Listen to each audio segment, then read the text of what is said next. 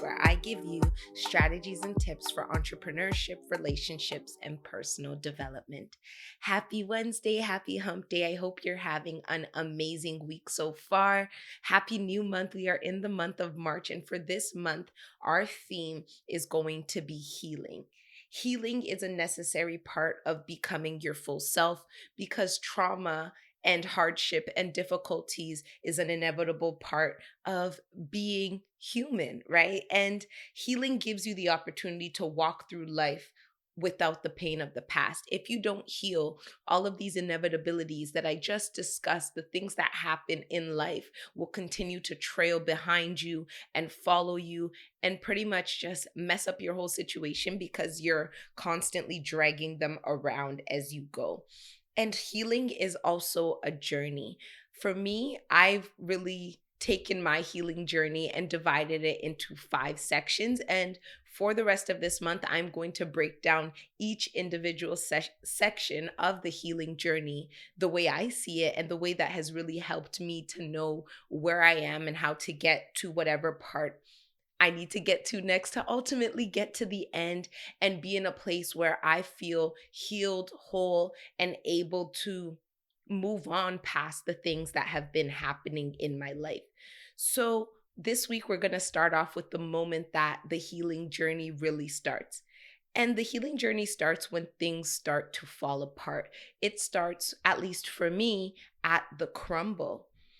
I'd even go as far as to say that it starts before things even start to fall apart. Because if you look at it objectively and you really assess the issues that you go through, when you look back at it, things have probably been crumbling for a while, unfortunately. Maybe little cracks, maybe little issues, things that you brushed off like, this is not a big deal. I can look past this. This is not going to affect anything. But when you really take a look at the moment things crumble, and from that place of being in the midst of the rubble, when you look back at those things, you start to realize the magnitude that they did have in causing things to get to that place where they actually do fall apart and they crumble.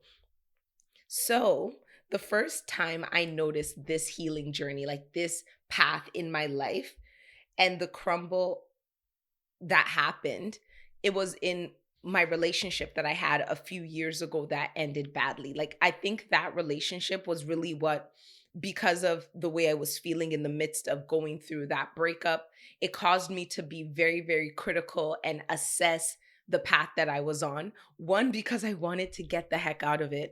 And two, because I started to notice patterns throughout my whole life, right? So when I was in that moment and I looked back after things had crumbled, I realized that the whole foundation on which the relationship stood wasn't balanced. So I could see that the cracks started the moment that foundation was laid. And it was like we were building on top of a broken foundation. And it pretty much ended up being the Leaning Tower of Pisa. But instead of it staying together, it literally toppled over and fell into nothing, right? So I like to think of the crumble, that period when things fall apart, as information. And this information is what you use throughout the healing journey. There are many times where things go so bad that we just want to avoid them, not look at them, act like they never happened. But doing this actually hinders your capacity to heal because there are some stuff within the rubble that are absolutely necessary for you to take heed of, to notice, to see, and to take out of it. Like there are some good stuff within that space, right?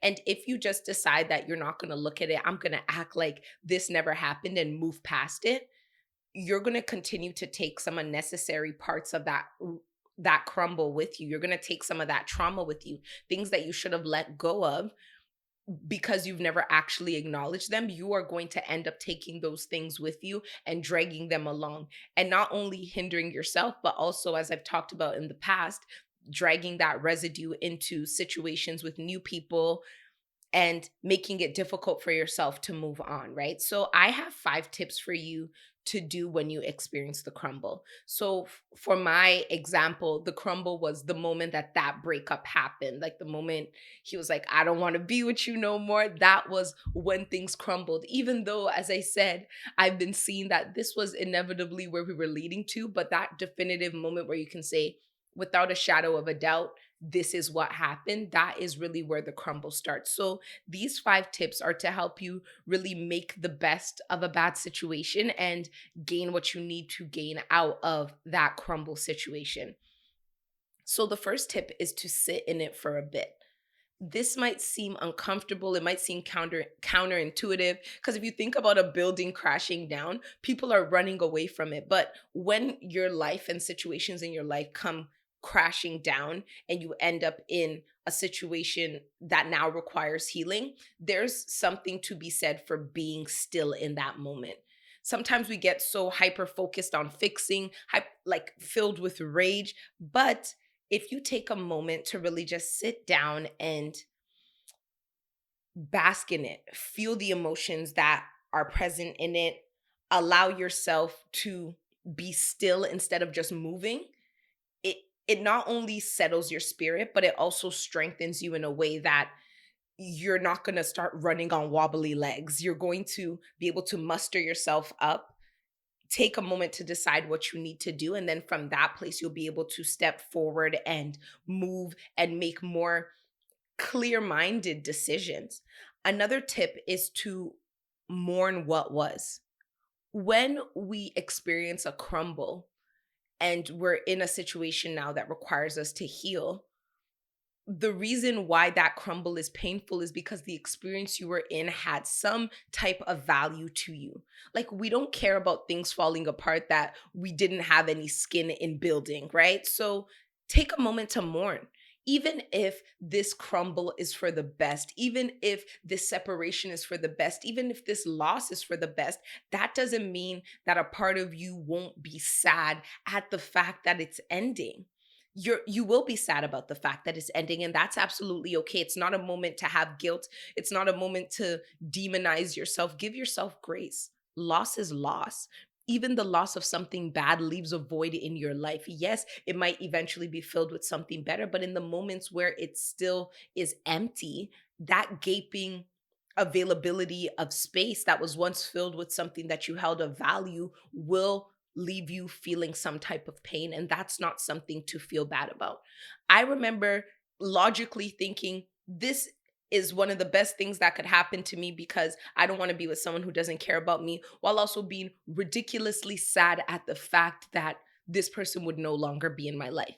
And this is not an or situation, it's an and situation. And the sooner you lean into the fact that it's an and situation, the easier it will be for you to move past it. Because if you try to deny these feelings of sadness and mourning that you're experiencing, one day in the future, they're going to come knocking on your door like, hey, I'm still here. And then you'll find yourself having to come back to this place and redo the mourning because you tried to ignore it and push it away in the moments that you were experiencing it. The next tip is to ask yourself, how did it fall apart? We're looking at the crumble, we're looking at the rubble, but getting clarity in the midst of that will really help you as you move forward in your healing process. There are things that cause this to fall apart. As I said, the crumble doesn't start at the moment things fall apart. It usually starts when there were cracks in the foundation that maybe we decided to ignore, brush off, or deny their reality or the extent to which they would have an effect on us. But really looking back and seeing and noticing those cracks will give you clarity. It will still hurt. It might even hurt more because there'll be this part of you that'll be like, what the heck? That was happening this whole time and I was out here playing dumb or being naive. There will be some of that, but mourn that. Mourn the fact that you didn't see things clearly. Mourn the fact that you took yourself lightly. That's all a part of the mourning phase, but also give yourself clarity in that moment to understand why things fell apart. Look at the patterns, notice these patterns, because in the crumble you're going to gather information. It's just like when those like CSI people go to a crime scene and they walk through the crime scene, and even if it's a fire, they can see where that fire initially started, although where it started isn't necessarily the biggest deal if the whole house burned down. But seeing that point of impact, seeing where the ignition, like where the fire was ignited, can tell you a lot about the situation that took place. Although maybe that little piece of that little tiny candle that tipped over and fell seemed like a tiny moment, but what tipped that candle over, right? And yet And how did that little moment turn into a blaze that now turned into something being destroyed, right? So give yourself the opportunity to sift through the rubble, see the mistakes you made, see what you did, and give yourself clarity on like what made this unsuccessful. Because if we don't want to continue to repeat patterns over and over, figuring out what made a situation unsuccessful will help us not to just keep repeating the same thing at the end of the day. And that's not what we want to do, right? Like healing is a necessary part. Pain is an inevitable part of life, but there is such thing as unnecessary pain, the type of pain where you haven't learned your lesson, so you keep spinning back around and repeating the same thing over and over until you pull that lesson out. So that's what we're doing here in the crumble. And another tip is to ask yourself, what is hindsight showing me? This kind of goes into the other one, but like it's really where you reflect on the situations that took place. Things have crumbled. Now you are blessed with the gift of 2020 hindsight vision.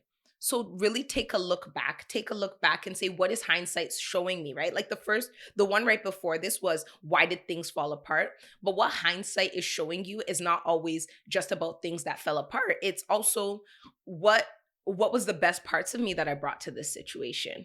Like what are the things that I love about myself that I would want to do again? What were the good moments in this situation? Like what lessons did it teach me?